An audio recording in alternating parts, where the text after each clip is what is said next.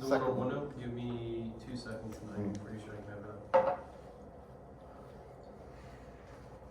I saw a whole bunch of football players hitting on a golf course, some practice field today when I was going swimming. And I tell you, it seems like practice is in full swing right now. All right, so let me just show you. I'm going to do the common mode choke, but I'm going to not draw it in terms of its physical Problem dimension. 2 is just blank on Yeah, mine. that's what I was. What is it? It's just blank. Problem 2 is just, it just says problem 2 and then it's blank with a random Sharpie line and then it just says the answer's incorrect. I'll show you. No, don't worry. I'll come on. It'll come back. I didn't post right problem. This is on me. So that's all we have for problem 2. It says problem 2 Go down all the way. and it's just problem And 3. problem 3, What too. is problem 3? That's shield. Go up. So, All right, just stop there. so that's problem 1. Go down just slowly. All right. And no, that's just how to do it. Keep going. And problem 2 did not show up. Well, I'll tell you what. I'm gonna have to restate problem 2. Go to problem 1. Did you have any trouble with problem 1? Did you do problem 1? Yes. But we can do it again. I'm Why don't you fine do it with real doing it quick? again.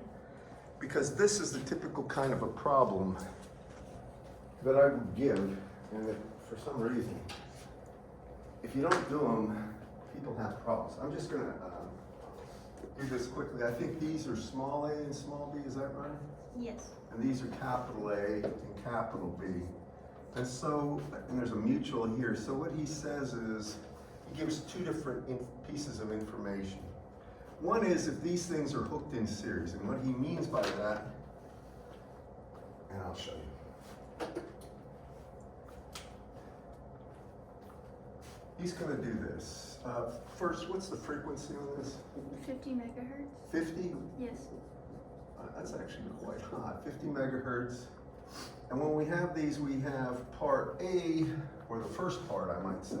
It's going to hook them in series, and it has like a connection from A, and you're going to have capital A, then it's going to come down to here in B, I think it's this way, and then you're going to have capital B here, and then he's going to come this way, and he's going to say this impedance from small a to B, capital B, is a certain value. Is that the way it's stated in that problem? Just read it. He's going to give you an impedance. How many did this one? Did you do it? Christian, no. When terminals A and B are connected together, the impedance measured across terminals A and B is ZAB. A, capital A and small b, right? When terminals A, cap A and cap B are connected together. Oh, cap A. Wait, hold on. Just help me. Are these small a, small b here? Mm-hmm. Yes, sir. And It are is. these cap A, cap B? Yes, sir. All right, now go ahead. When cap A and cap B are connected together, the impedance measured across the terminals lowercase a, lowercase b. Hold it. Cap A and cap B? Yes, sir. When terminals cap A and cap B are connected together, Oh my. This is cap A. Oh, I got you. And this is small a. yes, sir. This is cap B. I got you. Like this. And cap A, cap B connected like this. Then you get input impedance, right? Yes, sir. Or yeah, the impedance measured across terminals A and B is 300,000 to J. 300,000 k ohms. No, 300,000 to J. Oh, so it's going to be J. impedance of J 300,000, right? Yes, sir. Yes, sir. Ohms. At 50 Go ahead now. megahertz. And then they're going to come over here, and they're going to put them in. So then you're going to have small a. I should dot these terminals. And then when terminal cap A and lowercase b are connected together, the impedance measured across the terminals lowercase a, cap b is J1 megaohm. Okay. And for all of it, frequencies at 50 megahertz. This is part B, the second part. let's go do it this way. Now, what you have to see is this. And this one where they have cap A and cap B connected together, the only stipulation is you have to identify if it's in parallel, if it's common mode or differential mode currents that you're measuring. Now just think about this, it's very obvious to see. Current goes down this way from A to cap A, but it's going to be returning in the opposite direction between cap B and small b. Do you all see this? That would be the differential mode. Do you all follow me? Does everybody see this? If it's differential mode, from before you realize the first, the impedance up here, or I should say the effective inductance would be L minus M, and the effective inductance this way, because the current's going this direction, would be equal to L minus M, and this would be small a cap B. Do you all follow me? Does everybody see without any hesitation that this is differential mode? If you do, this should make sense. Now you see the impedance, total impedance would be J omega times L minus M times 2. So for this one, Zn was equal to J 300,000. I'm just going to put J 3 times 10 to the 5th. And that would be equal to 2 times J times omega. And I'll just put omega here. And omega, of course, is equal to 2 pi times, in this case, 5 times 10 to the 7th. So that's what this omega is. And then it would be times M, or L minus M, pardon me. L minus M, and this is just, at this point, Is that supposed to be cap B or lowercase b on the model, the lower model? With the L minus M, you have. this is small a cap B. You're hooking it up, oh, sorry, wait a second. So Be Is that careful for the- about this. is Let that me for do the one first thing. or Hold second? on. I want to make sure. For first part, I put it this way. What I should be doing is say, the first part has cap A connected to cap B. Yes, sir. Yeah, I'm sorry. I'll get rid of that. In other words, my point is, this is the differential mode of operation. That's the real point. I'm sorry, I was confused. It was confusing. So if that's the case, then I come over here, and that J 300,000 is J 3 times 10 to the 5th. Now we have omega down here, so we can get L minus M equal to, I'm going to go ahead and divide by J. I get rid of J, and then I got 3 times 10 to the 5th over 2, and this would be 2 pi, and then it's going to be 5 times 10 to the 8th. First, does everybody agree with that? I mean, I'm just rearranging this equation, but we're going to solve for L minus M here. Y'all follow me? We can get a single value in a second, but that's this part. Now, this part is different. This is where it would be common mode. Current goes from small a to cap A this way, small b to cap B this way. So this would be the common mode of operation. Now, in that case, the effective values of these inductors become L plus M. Yes, sir. Is that, so how'd you get 5 times 10 to the 8? Well, It was 50 megahertz. the what? I'm sorry. This should be 10 to the 7th. I'm sorry. I was just curious. No, it should be 10 to the 7th. This is 5 times 10 to the 7th. My bad.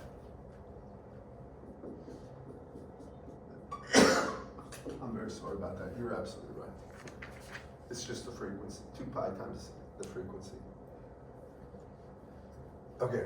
Okay with that? Thank you. Coming back over here. Bless you. This is common mode. They gave you the value for the impedance, right? ZAB is J1 mega ohm.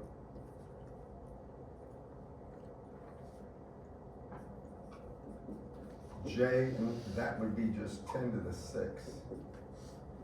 So this one is going to be, since they're common mode, it would be 2J and it would be L plus M. And then it would be times omega.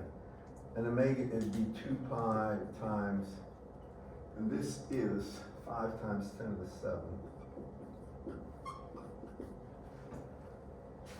And if I do this right, I'm gonna write it up here. J goes away and I get L plus M would be equal to 10 to the 6 over 4 pi, and then it's gonna be times 5 times 10 to the 7th. So I have that, and I have the last one, L minus M. Better put down what that is. L minus M. I'm gonna say probably the easiest way to do this is just add them up. And that is equal to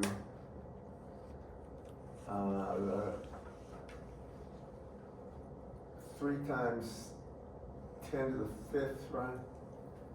So that's equal to 3 times 10 to the 5th over 4 pi.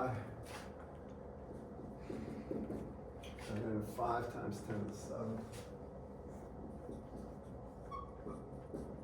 Okay.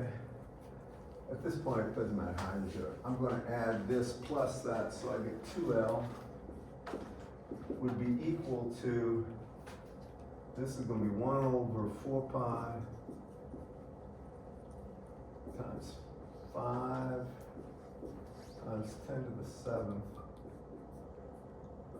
And then it's going to be that times 10 to the 6th plus really 3 times 10 to the 5th.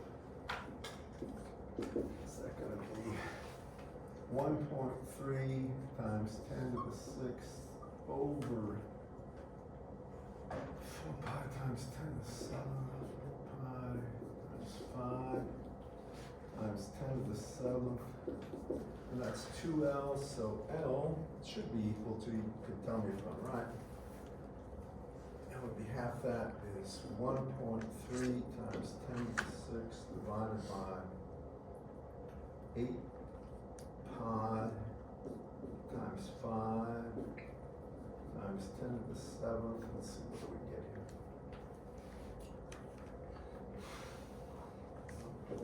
1.3, 40 pi, and you might as well divide by, or times 10.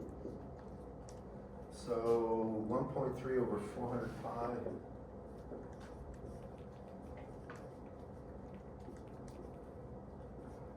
Is that L? Huh? Is that right? That's what I thought. What did you get for the answer? 1.035 times 10 to the minus 3. And that would be Henry's. Anybody confirm that? That's what you have on the thing. That's the solution. It's all obvious. By the way, this one would be a very, very poor common mode choke. M and L should be almost the same. On this one, they're not going to be almost the same. And you're going to find this out. So what would M be, real quick? 5.57 times 10 to the negative 4. All right.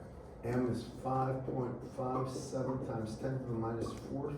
Yes, sir. M is, now, if you look at that, they're not within 10% of each other. That, I mean, this, think of this as just 1 times 10 to the minus 3rd. This is just about half. That, usually they're closer with a lot of windings, from my experience. Fact is, this one is meant to probably derive these two values fairly easy. When they get closer and closer, it becomes harder and harder because the differences in two large numbers can be a problem for any kind of error that enters it. All right, I wanted to do at least one of these problems. because this is the stuff in Whitmer's book he doesn't show any problems related to. And a very logical question would be, would I be expected to know this on a quiz? The answer is yes, and a test. But it's not hard if you just do them. Okay, a lot of times I give you a circuit. I may give you a common mode choke, and I'll give you a source, and I'll ask for the voltage on the output. So if it's in differential mode, you'll know exactly what to do. If it's common mode, you'll know what to do too. So for differential mode, it's just L minus M, and for For both of them. For common mode, it's L plus M. Do you remember how come though? Because of the fundamental relationships for mutual inductance. That's the real reason. Okay? All right, let me continue. What I want to do now is get into chapter 10. Could somebody send me an email, please put up the solutions to chapter 10? Anybody, Elijah or I can. Anna, any of you guys? Christian? All right, I appreciate it.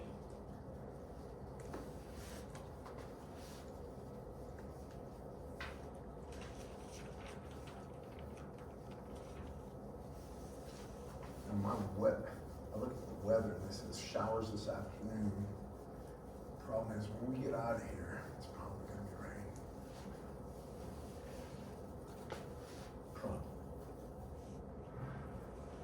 It looked like a front, I checked this morning, it looked like a front was coming in around like 3, so. Well, nothing new. I'm glad I kept my mom yesterday.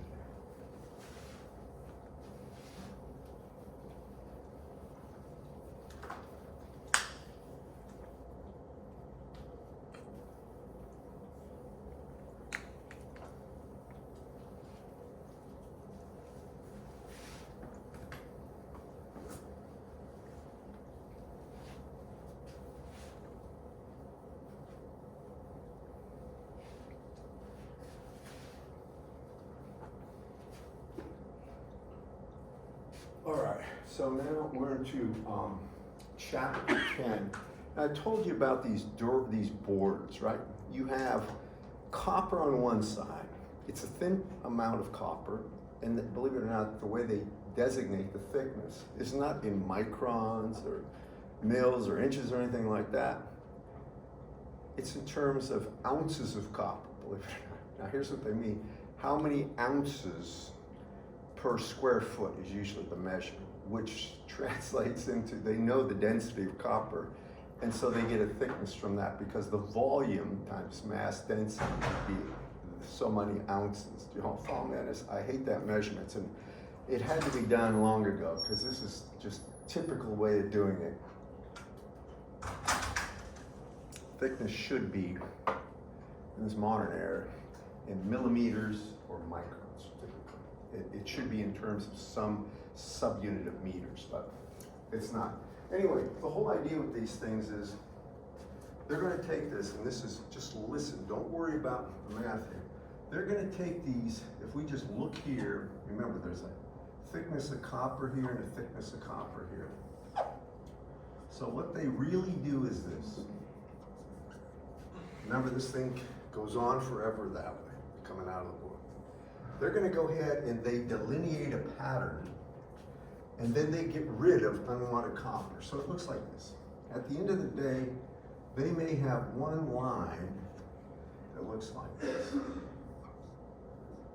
And the dielectric's still there, and this line has a certain width W, and a certain thickness T, and there's a certain distance here, and I'll just call it H from this, which is a ground plane. Now it's not a true waveguide, but the dimensions are very small. What happens is, this will look like a transmission line. Waveguides are a little different, but they're gonna go ahead, and if they put a plus potential here and make this ground or zero potential, they'll get field lines that look like this. Basically, they go straight down here. There won't be much fringing at all. These are called fringing fields out here, and almost no fields this way. Very little. The entirety looks like almost a parallel plate capacitor, and that's the idea. But that line will have a characteristic impedance, and this becomes critical. He'll give you expressions for these characteristic impedances. They're based on formulas that fit the actual values. I did a paper long ago, and in the paper, the only thing we did is, if you think about this, and you think this is the hard edge of the board, this is epsilon relative, this is going to be air. And what we did is lines get close, certain line widths get closer and closer to the edge right here. They wanted to know what happens to the characteristic impedance of these things as they get closer to the edge. So we did numerical simulations, finite element simulations, and we calculated the impedance of these lines to ground. As it varied closer and closer, there comes a point after which never changes. Basically, now it looks like that end of the board is at infinity. Follow me? There's no variation. But people want to know how close you can get, because when you're trying to cram as many components as possible on the top of a board, and these boards, if you actually looked at FR4 board, there's a component everywhere. If you ever look inside your phone or anything with microelectronic chips with pins and plug it in, they're right next to each other. There's tons of them. These, a lot of times, don't have pin connection settings. They're actually soldered into the boards, and they're permanently fixed into these boards. But they want to know how close you can get to the edge, so if I have a 50 ohm line coming off there, it'll be 50 ohms. That's real important, and we found out how close based on the height and the line width. The line thickness is irrelevant almost. We found that out.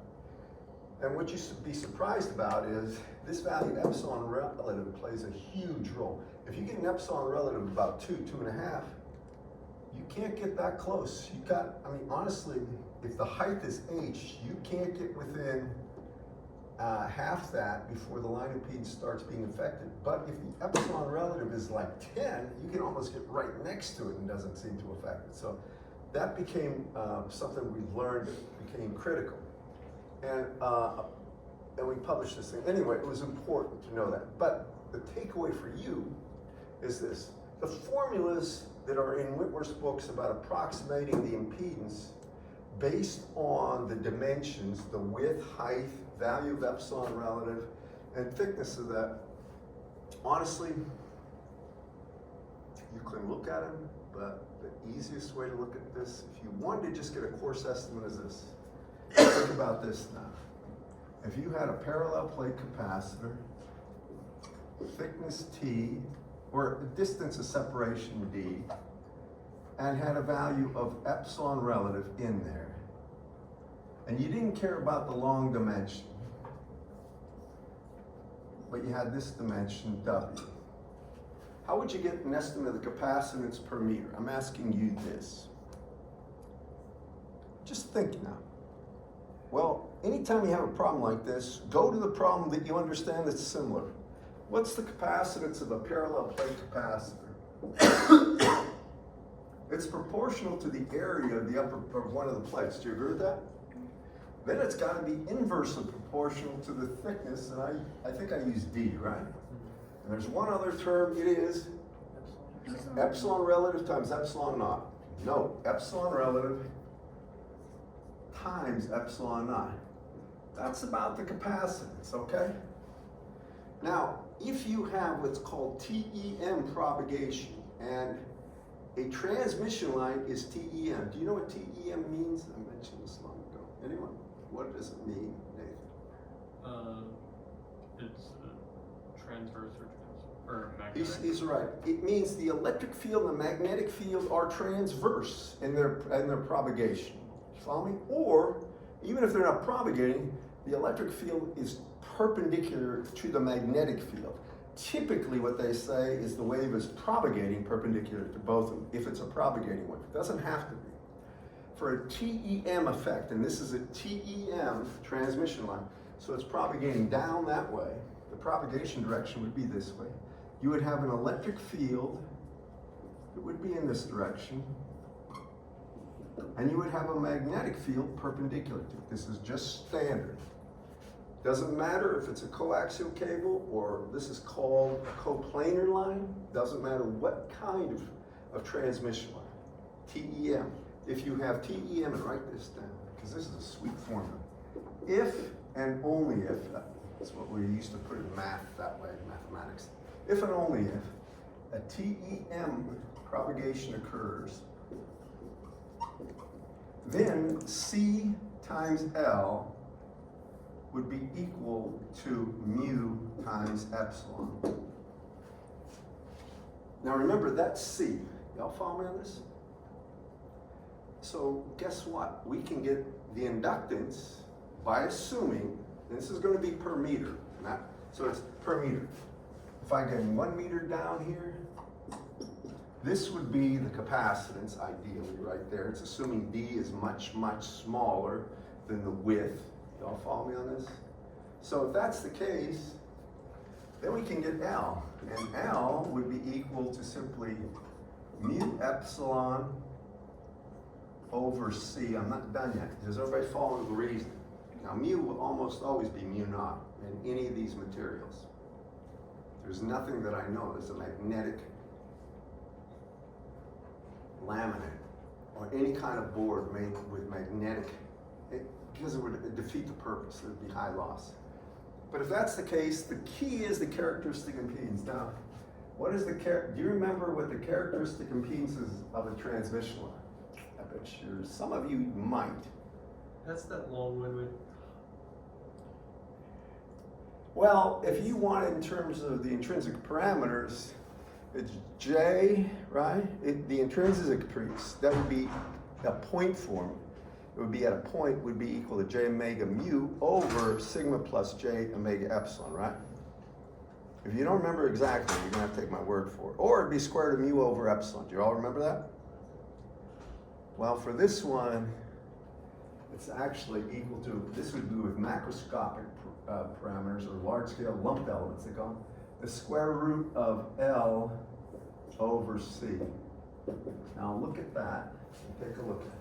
So it's the square root of L over C. I have C. This is the characteristic impedance. C is going to be epsilon relative, epsilon naught A over D. I'm sorry, that's C. Gosh. Hold on.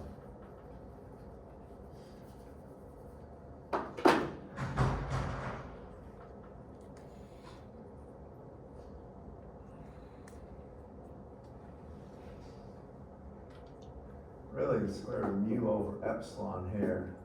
But let me put this in perspective for you. When you do this, if you actually calculate the value of C from that, and then calculated the value of L, you should get square root of mu over epsilon, and let's see, L. Yeah, you do. And that makes perfect sense because of the first part. When you do this, what you end up finding is that in his book, does anybody have his book here? He's going to say there's one critical thing. Well, let me just show you one thing in there. I'm not going to hold you to these formulas because, to be frank about it, a lot of this stuff, in the real world, they don't use these. They have their own tables. I mean, they have their own, you might say, computer algorithm for this stuff. Scattering parameters. On page 543 at the bottom, there's a figure 10.2. He'll draw the dimensions and specify how he's measuring it. And then at the bottom of page 544, the formula is 10.4. You'll get what's called an effective permittivity for that thing, and there's going to be an equation there. And finally, you'll get the characteristic impedance in equation 10.6. And you're going to see that it's going to be 120 pi, basically over the square root of epsilon effective. And he's gonna have some other terms in there, but I wanna just tell you this much. The characteristic, the effective impedance is a thing that he'll have a long formula for. And he just calls it effective impedance, and he'll have something like epsilon relative over 2 plus, and then he'll have a bunch of other terms here. Y'all follow me on that one? But here's the real thing. Epsilon effective, if you just take epsilon relative here, take epsilon relative plus 1 and divide it by 2, that is the effective permittivity, pretty much. So if the effective permittivity here is like 2, 2 plus 1 is 3, divided by 2 is 1.5 is the effective permittivity, the effective relative permittivity. Multiply that by epsilon naught and you basically have the permittivity of the material you're talking about. Then if you use that, and take the square root of that, take 120 pi and divide and take the square root of that, you'll get the characteristic impedance of the line. I said way too much about this. You don't need to do that. All right, there are formulas for this that they have in every industry that uses this stuff. You just access that and they'll give you the value right away. You don't have to go through these irritating calculations. That I can tell you about because I've experienced this. And long ago there was a thing called Menor Graphics, had all sorts of simulations for boards where they get very accurate results of the radiation and all the stuff from these boards. But all their calculations, I mean, basically, if they wanted the characteristic impedance of the line, it was done in an instant, and basically it was done automatically. The user doesn't need to do that. Just be aware that it does vary with width and epsilon relative in height. Okay, enough said about that. What we really need to know, and this is something engineers need to know because you'll be, in the real world, you'll be doing this, and it's how do you go about engineering when you're trying to match things on things with very small dimensions in terms of, they call it the real estate size. So if you got a square board, maybe a couple of centimeters by a couple of centimeters, and you've got to put 5 or 6 different chips on that thing.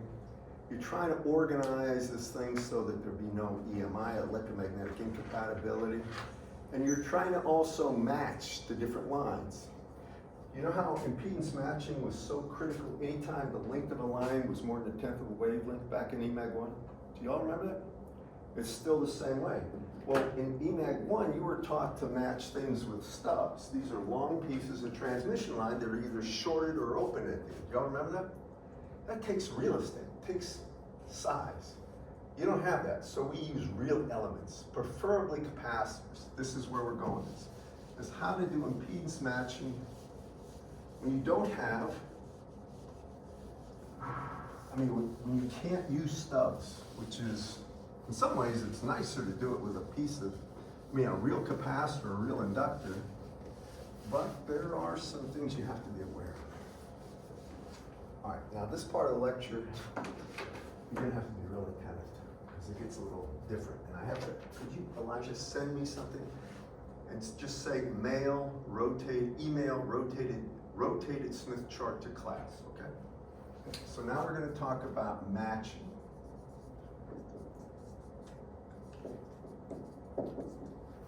Matching networks. And they're called really L networks. You'll know why in a second. So here's what happens. We're going to have a transmission line with a characteristic impedance of Z0. It's going to be made from these boards, FR. Typically it's toroid board, very low loss toroid board. They etch patterns in them, then they mount chips. But antennas, things like that, aren't impedance matched, and they have to be if they want them to operate correctly. So they've got a load over here. Maybe I'll make this a little wider so you can see it better. Here's Z0, it's the characteristic impedance. And then I have some kind of a load over here. And what I want to do is add components to this thing. So when I look from this side,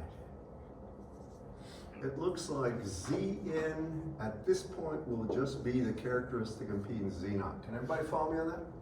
That's the whole idea of impedance matching, that this connection is going to go to a matched load. In other words, there'll be no reflections down this transmission line, okay? So the natural question is how?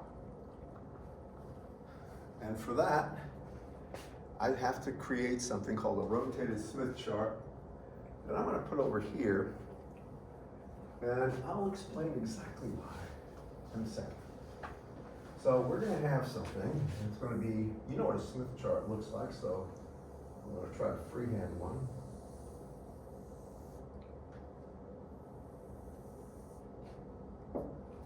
And the most important points are the dead center of this thing, and the R equals 1 circle.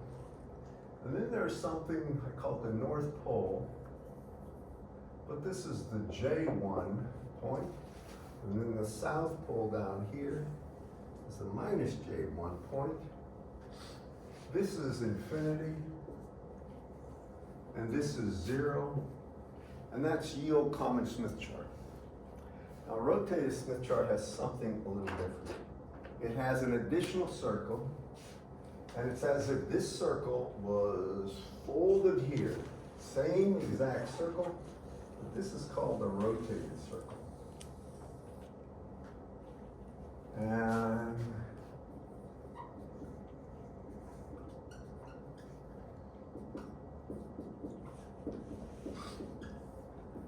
now the rotated circle is very important, and you'll see why.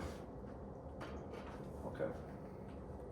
So the first step with any kind of a matching problem, and be careful about this, the very first step is finding the normalized impedance. So the first step is we find ZL, which is capital ZL divided by Z0. Can everybody follow me on that? You're just taking, maybe it's 50 plus J50, and dividing it by the impedance. If the impedance of the line is 100 ohms, it would be 1/2 plus J1/2. Yeah. What is that symbol? Because you said it was ZL equals ZL over Z0. Capital ZL over Z0. That's small ZL. I'm not good at this, so I'm trying to show you a small letter L. Z, small. Small Z is equal to large Z, which is this, the impedance of the load.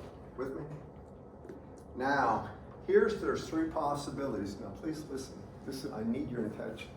When you look at this, remember, that point can fall anywhere on there.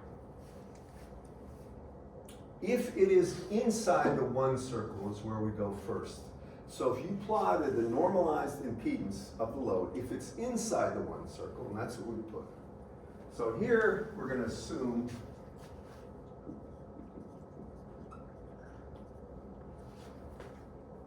ZL is inside the 1 circle.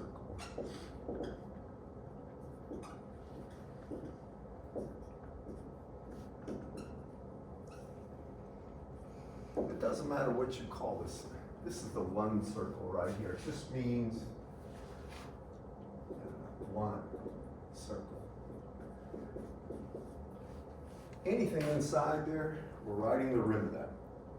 It could be like 2 plus, matter of fact, you understand that for these things, as the circle gets smaller and smaller radius, the values of the actual real part of that get less and less, get larger and larger. Follow me on this, class? That's what it means. If they get down almost 0, then it's infinity. The real part is infinity. That would be here. So if they're inside the 1 circle, I want to just mention this to you. Now you got to see this for yourself. Let's just work with minutes. Suppose my point is here. My goal is do something with that so I can get to the rim of either the 1 circle or this. And here's the reason.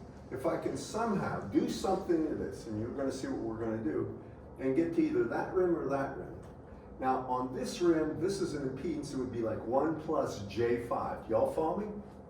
If I have an impedance of 1 plus J5, I can add an inductance, or not inductance, a capacitance that will have an impedance of minus J5. Y'all follow me? And then I come right there, that's where I want to go. My goal is to get to the very center, because at that point, I have the normalized value of 1. Denormalize it, I have Z0. That's what I'm looking for. I want the input impedance to be Z0. That's the key, after all is said and done. So here's what happens. If I'm inside this circle, no matter what I do, remember I can't add real values, that's loss. I can only add J. No matter what J I would add, I just move along this trajectory or this circle. No matter what I do. So I can't get to the one circle, so what do I end up doing? If I came in here, let me use blue, see if I can. Let's assume this is where my normalized ZL is, right there. Since I can't add anything, I'm inside the one circle, what I do is go to the conjugate point. This is kind of cool. So I come over here, if that's ZL, this is YL, which is 1 over ZL. And the cool thing is, this is where you need to bring a straight edge in and a sharp pencil, preferably pencil. I'm going to send you rotated Smith charts that you print out. They'll be accurate ones, okay? I'll send it to you. But this distance is that distance. And you can actually find out what YL is. You can just draw a line straight through here. And the way I do it is, I have a compass, and I just take my compass out to this point, leave the point right there, come over here and put a dot right in that line, however the line is. With me? That is YL. It's at the conjugate point, which means now we're in the admittance domain. We started an impedance. This is an impedance. Admittedly, it's normalized, but it's an impedance. This is a normalized admittance, okay? I want to make sure, do y'all understand this, class? 1 over Z is Y, it's an admittance. Now, something I gotta tell you, there's also, kind of hard to draw this, but remember, there's going to be a real and imaginary part to that. And there's going to be, if you look at this, it's not drawn very well, but that admittance is going to have a real component. Can y'all follow me? Now, the imaginary component of the admittance, we can add admittance.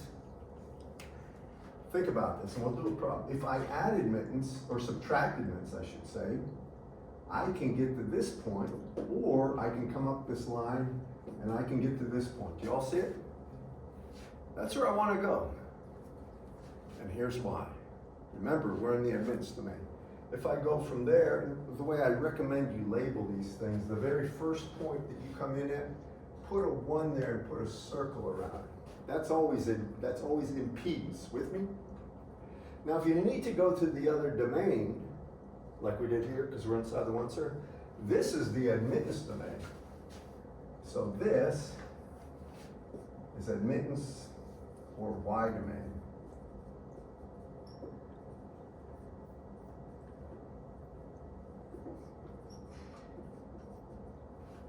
And I can add a negative J admittance and get to this point, or I can add a positive J admittance and get to this point. This is point 2. I'm going to go to this point. You'll understand why in a second. So I'm going to come up this way. This is my point 3. Now to get there, I have to find the difference in the imaginary component of this to this. Do y'all follow me? And when I get to here, I'm going to add whatever that is, that imaginary component, to get to this point 3. Here's the beauty. Now I'm almost done. Remember, I'm still in admittance here, right? Now I rotate back this way, and guess what? I go here. I'm right on the rim. If I've done this right with a rotated circle, and this is point 4. So I put admittance in here. Admittance is always in parallel with the transmission line. I'll show you this example, but you need to see the reason. Now I add, and I'm gonna add them in, so you'll see how you do this and get it to there. With me? Now when I get to there, I've got something, so if I take the impedance of this, just take 1 over this, and come to this point, this is just gonna be 1 minus jx of something. With me? That's an impedance. And now, I can add an inductor and get rid of this. Because it's going to be in series. Impedances are in series, admittances are added in parallel. Let's go through an actual problem, and we're going to go ahead and see this. And I will get you, I'm going to ask you this. If I send you a PDF of a rotated Smith chart, can you work with it now on your tablet? Just so you can open it up and mark it. How many have that ability right now? You do? You do? I'll send it to you right now and then you work it. And the reason I'm telling you this is, it's very easy to see after you work 4 or 5 of these problems. It's like you don't need to work another one. You just have to be careful with your math, normalization. I'll get to that in a second.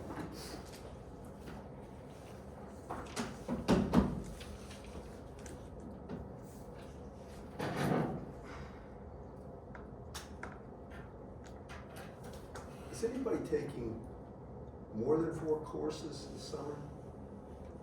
How many are taking 4? 3, 2, 1. I thought your hand was up already.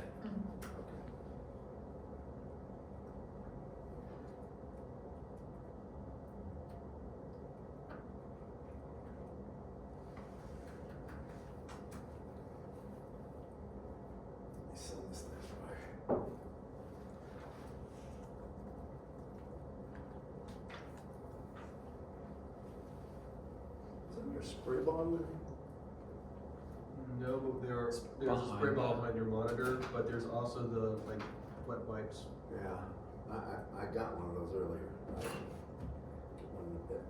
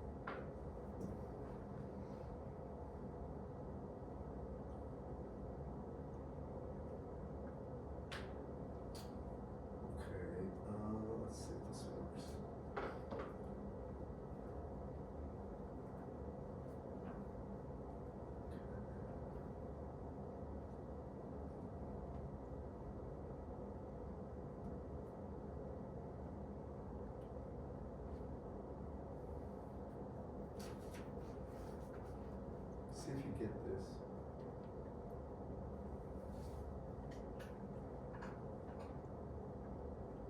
It's kind of big. Yes, sir. See if you can open that one. Yes, sir. It's just normal Smith chart with then just a What? circle to the left of it? Yeah, it's a rotate, but it's a big Smith chart. Yeah, you can see it? Yes, sir. Everybody's got, if you can print out copies, if you need me to print them out, I will, but it's a high resolution one, and that helps. Now, I want to do a problem, and he has a book, but we're going to do the whole thing, and you'll see exactly how to do this. Now remember, there's three possibilities. Inside the one circle, I'm going to show you. We can't add any impedance, so we have to go to the admittance domain and add something.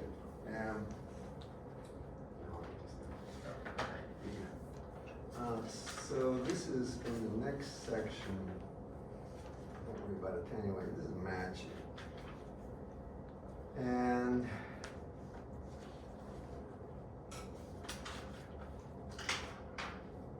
Nathan, can you give me this example here once I get to the board? And we're going to see this up close and personal.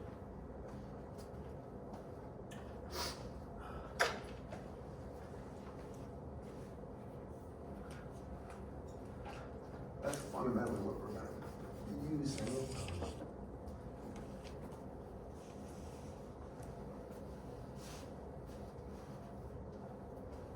I'll bet you guys can just tear this up. I better take care of this.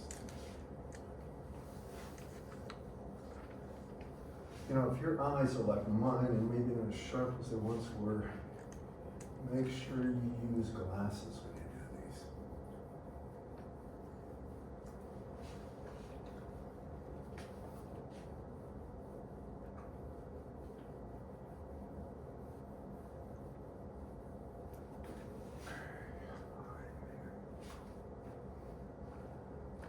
All right, for this one, they give you a ZL as what? 250 minus J. Say again?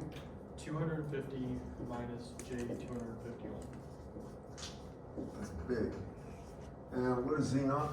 50 on line. Typically, it's 50 to 100 ohms, almost always, sometimes 75 for characteristic impedance. Makes no sense to have any other values. And then it's also at 800 megahertz. Oh yeah, for a frequency of what? 800 megahertz. All right, by the way, these matching networks only work at one frequency. I failed to say that up. So if you want a band matching, it's a different approach. And it's not important in this class because most of the matching you'd be involved with would be over a very small frequency range. All right, so the first step is always going to be finding the normalized impedance, which is capital ZL over Z naught. And in this case, it's going to be, if you look at this, 5 minus J5, right? I hope everybody sees that. That's just the value. So now I come over here and I'm going to draw my Smith chart, my rotated Smith chart. If you want to access this with your tablets and so forth, please do. Make sure you save a copy of the one I sent you and just step and repeat that into your notebook and then modify it as such. So here's the circle. There's R equal 1, not a very good R equal 1, but and now I have to plot 5 minus J5. So 5 would be about here, it's minus J5, right? So 5 minus J5 will be somewhere about here. And this would be one circle. Put a 1 and then just circle. Now that's an impedance, that's ZL. Everybody follow me? I don't know if you can do this easily on your tablets, but I'm curious about this. There are ways where you can literally pull a ruler out and you can take that distance and draw a circle with that radius by. No matter what I do, I can't add a J term and get to the 1 circle, so I have to go to the admittance domain. And here's my rotated 1 circle.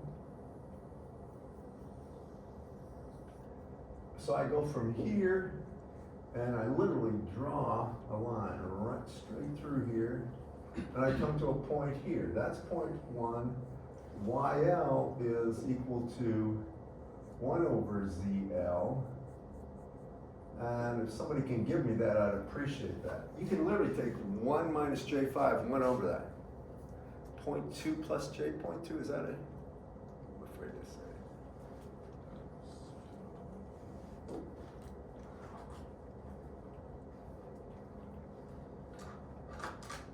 No, it's different than that. What did you get? 0.125 or something?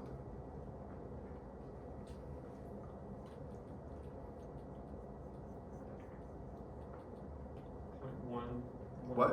0.1 plus 0.1J. Okay. So YL here is going to be 0.1 plus J 0.1.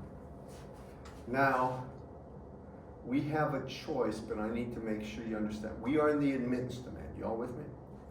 This is admittance. That was impedance. We're in the admittance domain. And here's where I need to make something very, very clear to everybody. If we have, we're going to be dealing with just 2 types of elements, capacitors or inductors. So I'm going to put it right here so everybody can see it. If you have an inductor, L, and you're worried about the impedance, or you would like to know the impedance of that, that would be J omega L. If you have a capacitor C, the impedance of that would be minus J over omega C. Those would be impedances.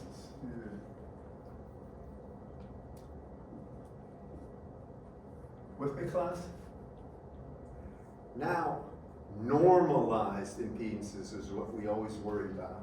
So if we take a look at the Z normalized for an inductor, it would be J omega L over Z naught.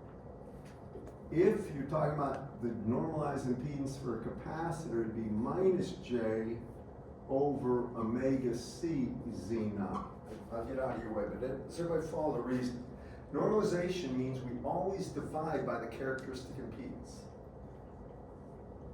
That's the normalized impedance of these devices.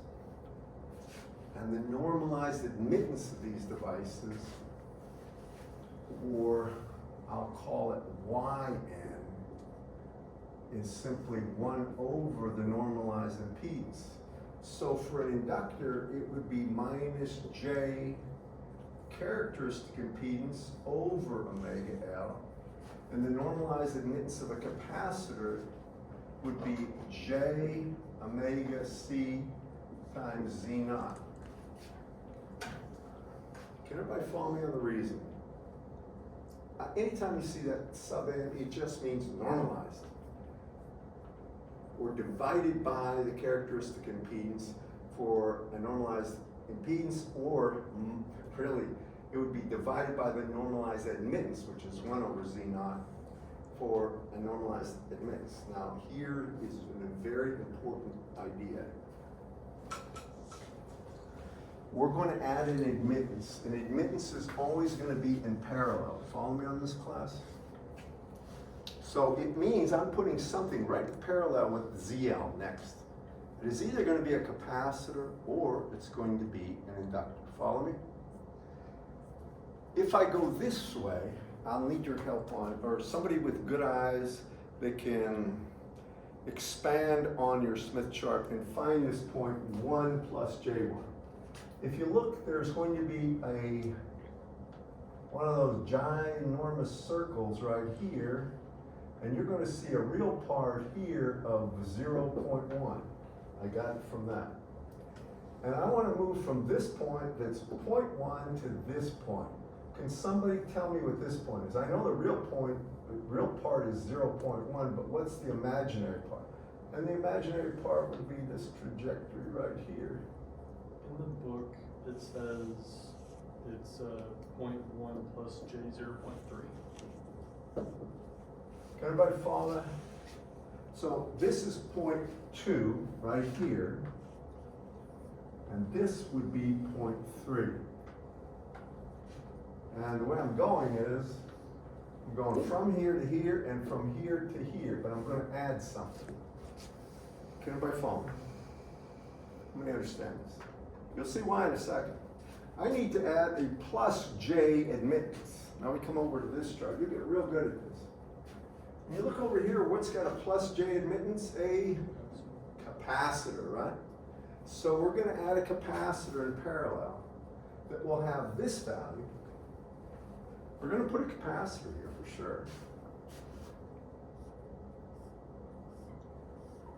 And the value of this capacitor, C, is going to be derived from the fact that I started at 0.1 J and I ended up at 0.3 J. I had to add 0.2 J. You all follow me? So I come over here and I say I have 0.3 minus 0.1 J would be equal to the normalized value of the capacitive admittance, which is going to be equal to J omega C times Z naught. Just write that down now. You with me? At the end of the day, you can get rid of the J's, and you can see the value of C here is going to be equal to 0.2 over Z naught, and that's 50, and omega, which is 2 pi times 800 megahertz.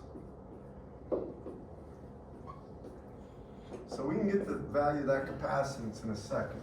Can everybody follow me on the reasoning? It's real important for you to see the reasoning. You good? Are you able to notate your Smith chart, by the way? Are you? Good. Man, fantastic. I'm glad I did what I did. Now, I'm going to remember, you're in the admittance domain. I want you to do this for me. We're right on the rim. Anytime we're on the rim, we're in great shape. Now we take 1 over that to get to the impedance domain. So from here, I go to this point,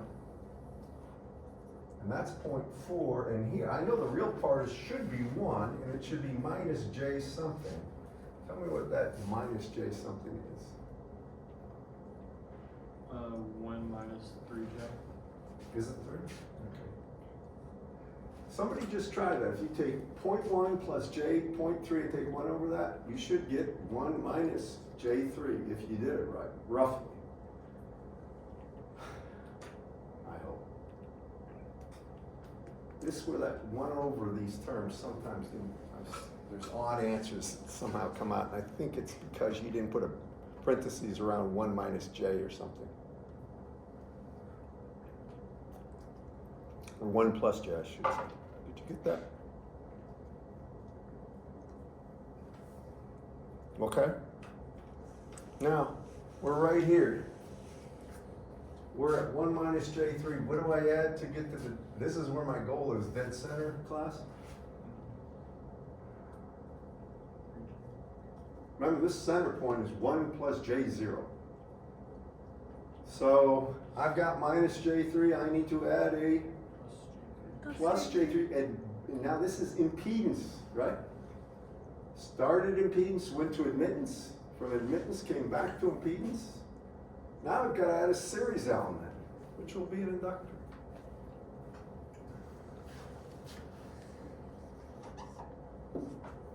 Now how to get it? I have to add plus J3 to get rid of that minus J3, right? And so I'm going to add an inductance, and the normalized impedance is going to be plus J3. And that would be equal to J omega L, but it would be the normalized impedance over here over Z naught. I want to just show you the reasoning. Does everybody see that? Now, follow me on this one. The J's go away, and we can say, therefore, L itself would be equal to 3 times Z naught, and then it would be over omega. And that would be 3 times 50 over 2 pi, and the F is 800 megahertz. And what do you get for L? In the book it says 30 nanohenry. Is it 30? Probably right. Is it 30 nanohenries? Let's see. 8. 10 to the 8.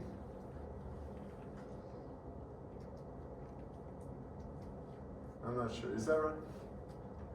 Anybody? do the math? 30 nanohenries? Okay. If it's 30 nanohenries, this would be the value of the inductor. Follow me? And that would match it for one frequency only. I mean, it'd be a variety. You can get a band of frequencies where the matching is very close, but that's how you do it. Now that's if it's inside the one circle. Remember, if it's inside the one circle, you got to go to the admittance domain first, and then add admittance or parallel value, and then series element. With me? Almost always, I can't think of a reason you wouldn't do this, you would want the parallel element to be a capacitor, and here's why. At DC, an inductor put there as a short.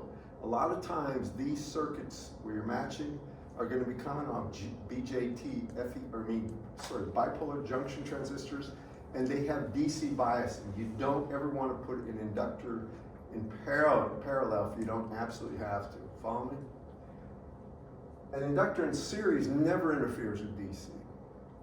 All right, a capacitor in series will block it, and that's an important fact that you should at least concern yourself.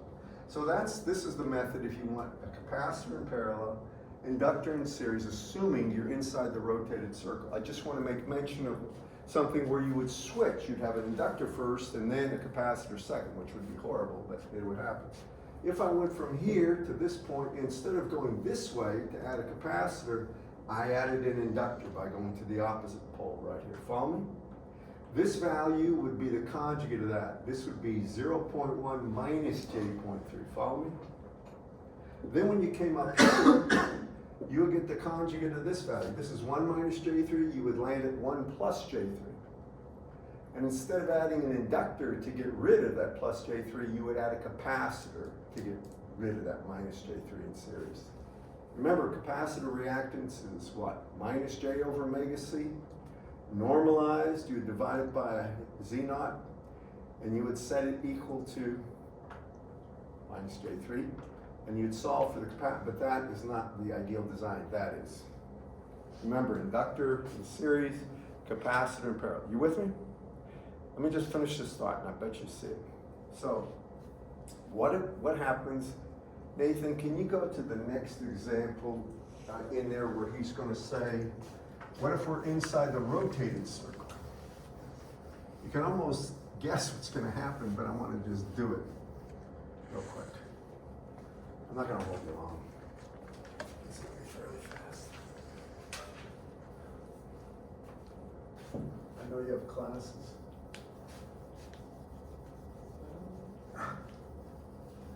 I'm going to ask you tell you one other thing. I'll ask you a problem related to this on the quiz. Bring your own Smith charts if you want. Rotated Smith charts. Spread the word, because I don't know if he or either Riley or Nathan are going to be paying attention. So make sure you let them know. But I want to show you this next part, and it'll make sense to you, believe me.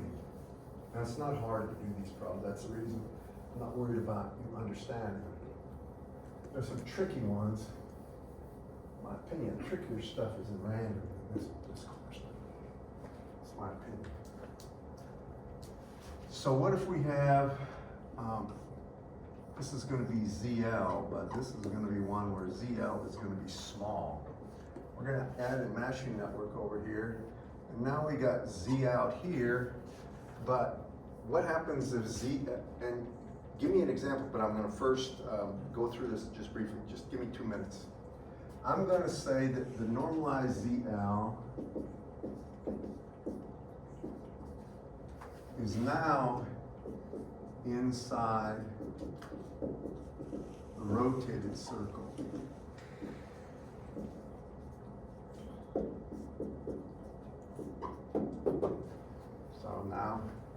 I need yield transmission line, or Smith chart.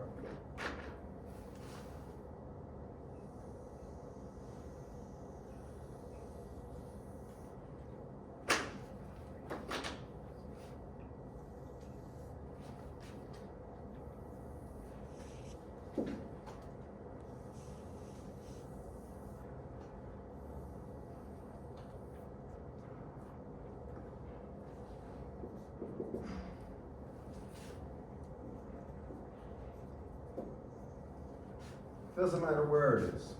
Say it's here. Now, if you think about this, you got one of those giant circles. I'm just going to show you the arch cut through here. And I can add impedance. Remember, this is an impedance, and I can either get to this point or this point. Follow me, class? We're in the impedance domain. Here's the way I always think about this. If I add impedance, that's a plus J. With me? That's an inductor, right? I like that. I like inductors in series. Adding them in series I like. So I can move to this point. This would be point 1. This is my ZL. Now I move to point 2.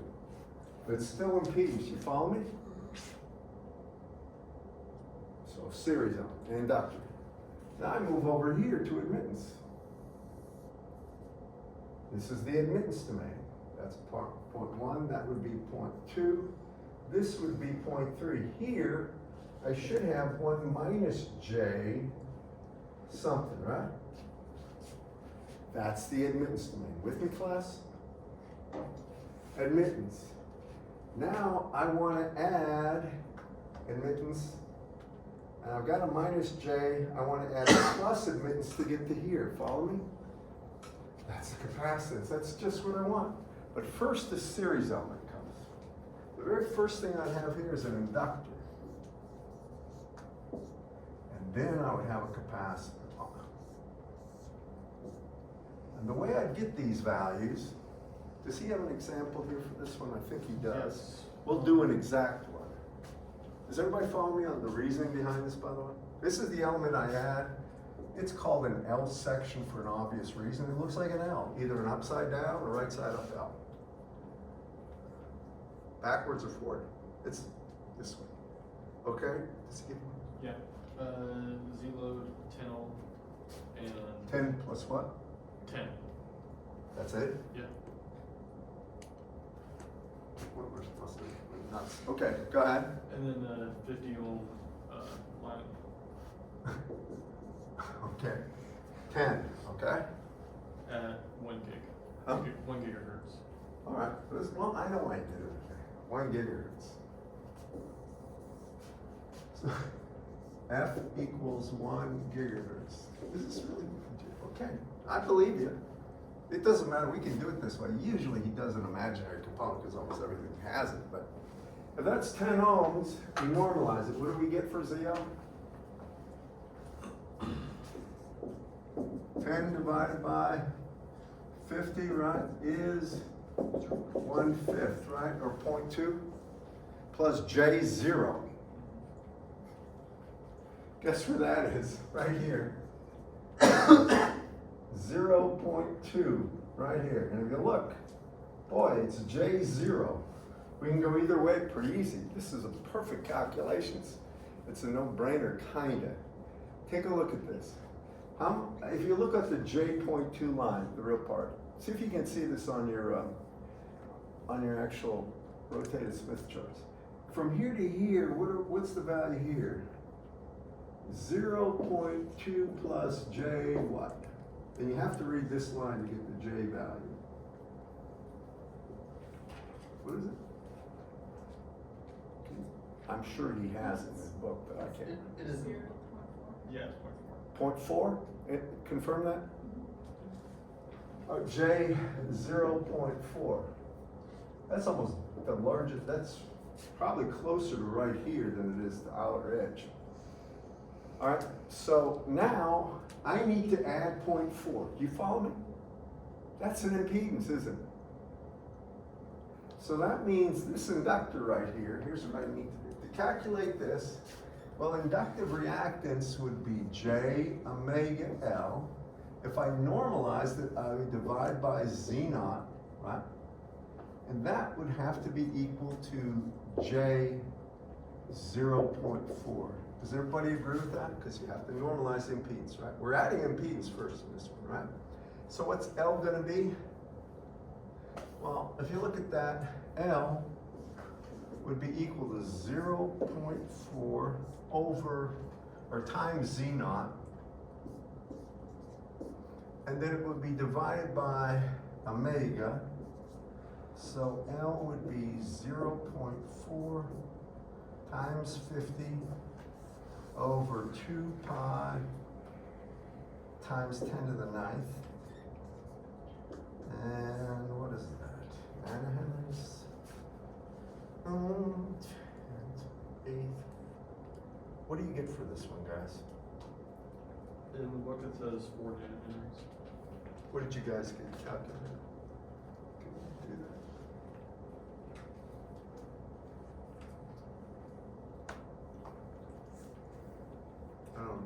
When I always have MathCAD open on my PC, so I'm on my 4 nanometers?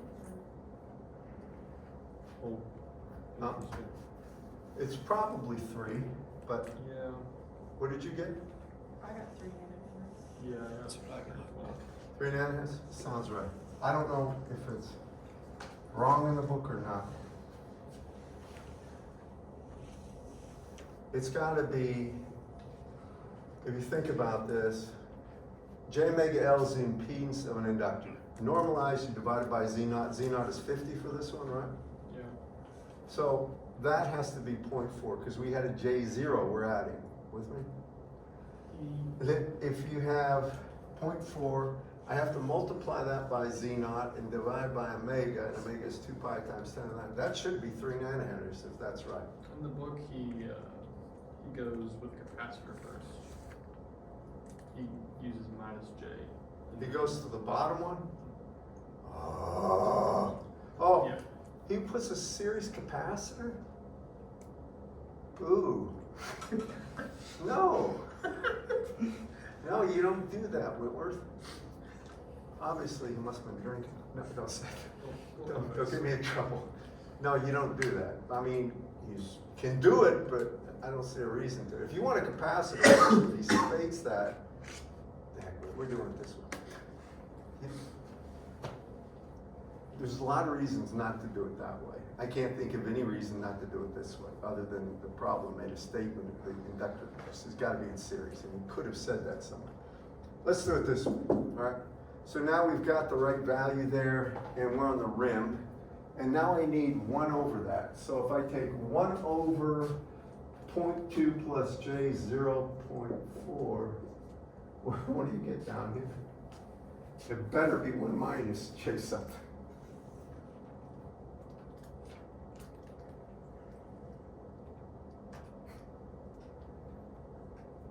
1 minus 2J. 2J? Okay. Now, this, follow me? That was impedance. We're at admittance. Now I'm going to add a piece of admittance in parallel, right? And it's got to have a plus J of 2, right? Do y'all follow me? If I have this is minus J2, or sorry, this right here is admittance. I need an admittance that has plus J2. Can you all follow me? That's a capacitance. Can everybody follow me on this clip? So now I have, because admittances you add in parallel like resistors in series. So I'm going to have J2 here. That's the normalized admittance is going to be equal to J omega Z naught times C, because that would be the admittance of a capacitor here, if you look. And if you go ahead and do the math on this one, that should be C equals 2 over omega Z naught, and that should be, unless I'm wrong here, 2 over 2 pi times 10 to the 9, it's 1 gigahertz, times 50. And what is that? Now that's gotta be 6.4 to the minus 12, so it'd be picofarads. 10 to the minus 12 farads, that's 6.4 picofarads, that's small. I want to tell you, when you get into anything of the order of a picofarad, you're dealing with something where lead length plays a huge, huge role. You've got to cut that down to almost nothing. Usually they find some way of tuning these things. Have you ever seen tuning capacitors? They're basically a bunch of metal plates. They have these on like radio tuners. There'll be a bunch of metal plates, and then they'll have a bunch of other metal plates, and they slide into each other. And by changing the actual amount of overlap, you change the capacitance, their tuning capacitance. Have you seen these in old stereos and stuff where they tuned AM stations? No? If you ever rip stuff apart, you will. I've done my fair share of that usually. Does that make sense to everybody? I'm going to give you some homework. I'm going to give you a problem where you're going to have to design a matching network. That's something, please know, and how to do it. And everybody's got the rotated Smith charts. And if you have any questions, just email me or somehow get my attention. Are you good with what I said today? I'm tired.